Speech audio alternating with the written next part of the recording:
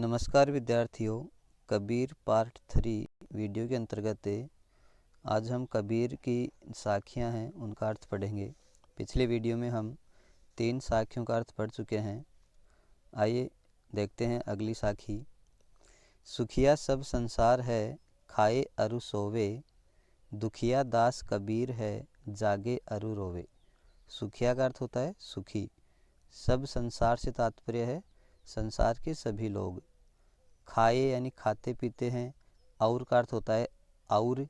सोवे का अर्थ है सोना या सोते रहते हैं। दुखिया दास कबीर है यानी कबीर जैसे लोग हैं वो दुखी हैं। जागे अरु रोवे, वे जागते हैं और रोते रहते हैं। देखिए इसका अर्थ देखते हैं। कवि कबीर कह रहे हैं कि इस संसार के लोग जो खाते पीते हैं और सोते रहते हैं वे अपने जीवन को सुखी समझते हैं, अर्थात वे खाने पीने और सोने को ही अपना सुख मानते हैं। ऐसे जो लोग होते हैं वो वास्तव में अज्ञानी होते हैं। उन्हें ईश्वर का ज्ञान नहीं होता है और अपनी इसी अज्ञानता के कारण वे जीवन में खाते पीते और सोते रहते हैं और अपने ऐसे जीवन को ही वे सुखी जीवन समझते हैं। दुखिया दास कबीर है, जागे अरु रोवे। कवि कबीरदास कह रहे हैं कि संसार के लोगों की ये ऐसी जो स्थिति है, इस स्थिति से कबीर जैसे जो लोग हैं या जो कबीर हैं वो दुखी हैं। जागे अरु रोवे, और वे ईश्वर भक्ति के लिए दिन भर जागते रहते हैं और रोते रहते हैं, अर्थात ईश्वर को प्राप्त करने के लिए वे हमेशा भक्ति करते रहते हैं, हमेशा प्रयास करते रहते हैं। इस साखी में कवि कबीर ने ऐसे लोगों को अज्ञानी बताया है जो दिन भर खाते पीते रहते हैं और सोते रहते हैं और ऐसे जीवन को सुखी समझते हैं। ऐसे लोगों को कवि ने अज्ञानी कहा है। और दूसरी ओर ऐसे लोग जो ईश्वर भक्ति में लीन रहते हैं, ईश्वर को प्राप्त करने का प्रयास करते रहते हैं, ऐसे लोगों को ज्ञानी कहा है। और कहा है कि ऐसे लोग हमेशा दुखी रहते हैं, जीवन में जागते रहते हैं और वे ईश्वर को प्राप्त करने का प्रयास करते रहते हैं। आगे बढ़ते हैं। अब अगली साखी है। विरह भुवंगम तन बसे, मंत्र न लागे कोई, राम वियोगी ना जीवे, जीवे तो बोरा होई। पहले इसमें शब्दार्थ देखिए। विरह, विरह होता है प्रियतम से बिछुड़ने का दुख या दर्द। जब हम अपने किसी प्रियतम से अलग हो जाते हैं तो अलग होने का जो दुख होता है उसको विरह कहते हैं। भुवंगम का अर्थ होता है सर्प या सांप कह सकते हैं। तन यानी शरीर, बसे यानी निवास करना या बसना। मंत्र न लागे कोई का तात्पर्य है कि कोई भी मंत्र नहीं लगता है। मंत्र का अर्थ है झाड़ फूंक, कि उसके कोई भी झाड़ फूंक नहीं लगता है, कोई भी मंत्र काम नहीं करता है। राम वियोगी, वियोगी का अर्थ होता है बिछड़ा हुआ या अलग होना। ना यानी नहीं, जीवे यानी जीवित रहता है। जीवे तो बोरा होई, यानी जीवित रहता है तो बोरा का अर्थ होता है पागल। बोरा का अर्थ होता है पागल, हो यानी हो जाता है। तो अब इसका अर्थ देखिए। कबीर कह रहे हैं कि विरह भुवंगम तन बसे, मंत्र न लागे कोई, कि जो विरह रूपी सर्प है, विरह भुवंगम का अर्थ है विरह रूपी सर्प, तन बसे यानी शरीर में बसा हुआ है। मंत्र न लागे कोई, इस विरह रूपी सर्प के ऊपर या विरह रूपी सर्प के काटने से जो मुझे पीड़ा हो रही है, जो कष्ट हो रहा है, उसके ऊपर कोई भी मंत्र काम नहीं कर रहा है, कोई भी झाड़ फूंक उसके ऊपर प्रभावशाली नहीं हो रहा है। यानी जिस प्रकार से सर्प के काटने पर झाड़ फूंक आदि करवाए जाते हैं, लेकिन यहाँ पर जो विरह रूपी सर्प है विरह रूपी सर्प से तात्पर्य है कि अपने प्रियतम से बिछुड़ने से उत्पन्न दुख से जो कष्ट हो रहा है, उस कष्ट के ऊपर किसी प्रकार का कोई मंत्र काम नहीं कर रहा है। राम वियोगी ना जीवे, जीवे तो बोरा होई। अब इस साखी में जो कवि हैं वो किस विरह की बात कर रहे हैं? परमात्मा से अलग होने के विरह की बात कह रहे हैं कि जो आत्मा है वो परमात्मा से अलग होकर इस मानव शरीर में निवास कर रही है, और यह जो आत्मा है वो परमात्मा यानी ईश्वर से मिलने के लिए हमेशा तड़पती रहती है। तो कबीर कह रहे हैं कि ये जो आत्मा का जो विरह रूपी जो सर्प है, इस आत्मा को लगातार डसता रहता है, लगातार परेशान करता रहता है, कष्ट पहुंचाता रहता है, और इस विरह रूपी सर्प के ऊपर किसी प्रकार का कोई झाड़ फूंक मंत्र काम नहीं कर रहा है।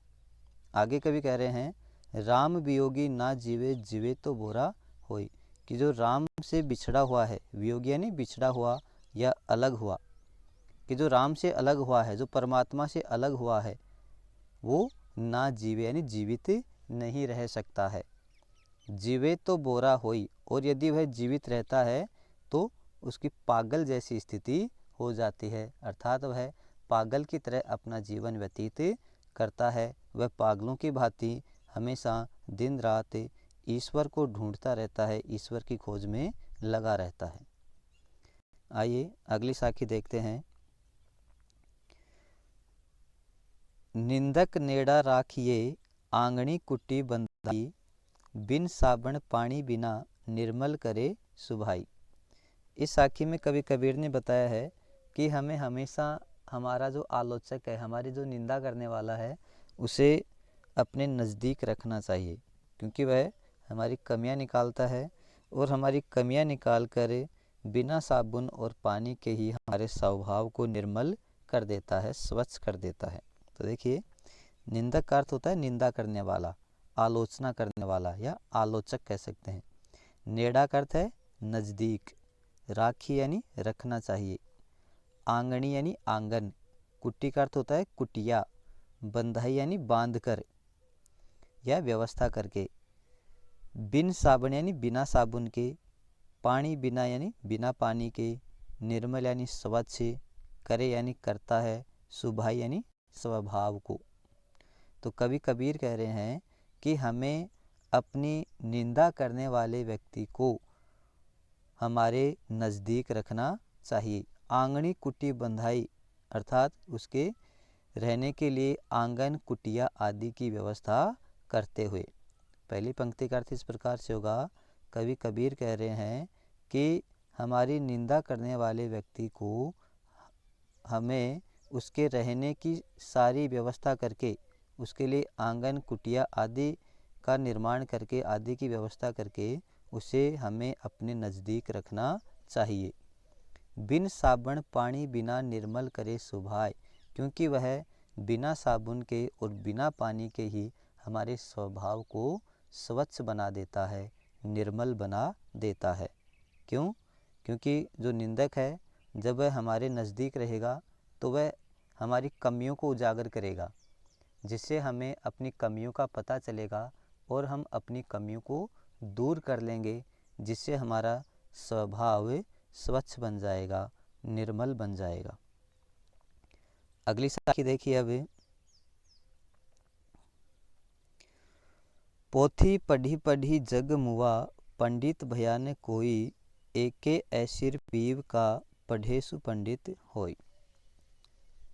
पोथी का अर्थ होता है पुस्तक, पढ़ी पढ़ी यानी पढ़ पढ़ कर, जग का अर्थ होता है संसार, मुआ यानी मर गया, मरना, पंडित भया ने कोई, पंडित का अर्थ पंडित से विद्वान, भया यानी होना, न यानी नहीं, कोई यानी कोई भी, एक यानी एक, ऐसिर अक्षर, ऐसिर का अर्थ होता है अक्षर, पीव का अर्थ होता है प्रेम, पीव का अर्थ है प्रेम, पढ़ेसु पंडित होई, पढ़े यानी पढ़ने से, पंडित यानी विद्वान हो यानी हो जाता है। तो कवि कबीर इस साखी के माध्यम से कह रहे हैं कि पोथी पढ़ी पढ़ी जग मुआ, कि ये जो संसार है या जो संसार के लोग हैं वो मोटी मोटी पुस्तकें पढ़ पढ़ कर मर गए। पंडित भया ने कोई, लेकिन उनमें से कोई भी पंडित नहीं बन पाया है, कोई भी विद्वान नहीं बन पाया है, या कोई भी सच्चा ज्ञानी नहीं बन पाया है। एके ऐसिर पीव का पढ़े सु पंडित होई। कबीर कह रहे हैं कि जो व्यक्ति प्रेम के एक अक्षर को पढ़ लेता है, प्रेम का एक अक्षर सीख जाता है, प्रेम के महत्व को समझ जाता है, वह पंडित हो जाता है, अर्थात विद्वान बन जाता है, वास्तविक ज्ञानी बन जाता है। पीव का अर्थ यहाँ पर प्रेम या ईश्वर से भी ले सकते हैं। इस प्रकार से भी इसका अर्थ हो सकता है कि जो व्यक्ति ईश्वरीय ज्ञान को समझ जाता है, ईश्वरीय ज्ञान को प्राप्त कर लेता है, वह सच्चा विद्वान बन जाता है। आगे देखते हैं अगली साखी, अंतिम साखी है इस पाठ की है। हम घर जालिया आपना लिया मुराड़ा हाथी, अब घर जालो ताश का जे चले हमारे साथी।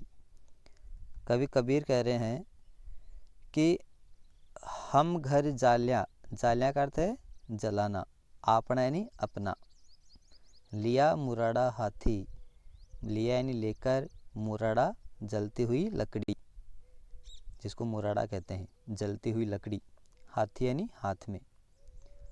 अब घर जालो ताश का, जालो यानी जलाना, ताश का यानी उनका, ताश का अर्थ होता है उनका।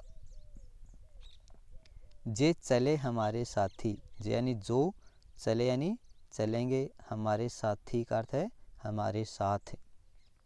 अर्थ देखते हैं इसका। कबीर कह रहे हैं कि हम घर जालिया आपना लिया मुराड़ा हाथी।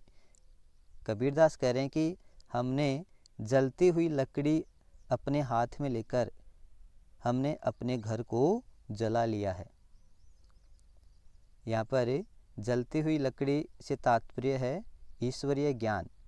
कबीर कह रहे हैं कि हमने ईश्वरीय ज्ञान प्राप्त करके हम घर जालिया आपना, इसका भावार्थ ये है कि अपने हृदय में व्याप्त जो बुराइयां हैं उनको जला देना, उनको दूर कर देना। तो इस पंक्ति का भावार्थ ये होगा, कवि कबीर ये कह रहे हैं कि हमने ईश्वरीय ज्ञान प्राप्त करके, ईश्वरीय ज्ञान प्राप्त करके अपने हृदय में व्याप्त जितनी भी बुराइयां थी उन सबको जला दिया है, उन सबको समाप्त कर दिया है। अब घर जालो ताश का जे चले हमारे साथी।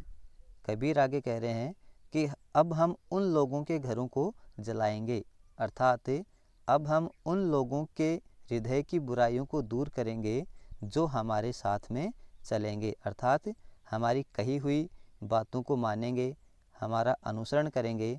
अब हम उन लोगों के घरों को जलाएंगे, अर्थात उन लोगों के हृदय में व्याप्त बुराइयों को दूर करेंगे। इसमें मुराड़ा का शाब्दिक अर्थ होता है जलती हुई लकड़ी। यहाँ पर इसका भावार्थ है ईश्वरीय ज्ञान, और घर जलाने से है अपने हृदय में व्याप्त बुराइयों को जलाना, अपने अंदर व्याप्त बुराइयों को दूर करना। तो इस प्रकार से पहली पंक्ति का भावार्थ ये होगा कि कवि कबीर ये कह रहे हैं कि हम ईश्वरीय जो ज्ञान है, जो ईश्वर का ज्ञान है, उस ईश्वर के ज्ञान को अपनाकर या ईश्वर का ज्ञान प्राप्त करके अपने घर को जलाएंगे, अर्थात अपने हृदय में व्याप्त बुराइयों को दूर करेंगे। अब घर जालो ताश का जे चले हमारे साथी, और अब हम उन लोगों के घर को जलाएंगे, अर्थात उन लोगों के हृदय की बुराइयों को दूर करेंगे जो हमारे साथ चलेंगे, अर्थात हमारे कहे हुए अनुसार चलेंगे या हमारे बताए हुए मार्ग पर चलेंगे। तो आज के लिए इतना ही, ये पाठ कंप्लीट हो चुका है। अगले वीडियो में हम इसके प्रश्न उत्तर देखेंगे। विद्यार्थियों, यदि एक बार सुनने से यदि समझ में नहीं आ रहा है तो आप इसको दोबारा से देखें। 2-3 बार यदि आप इसको सुनेंगे तो निश्चित रूप से आपके ये समझ में आ जाएगा। धन्यवाद।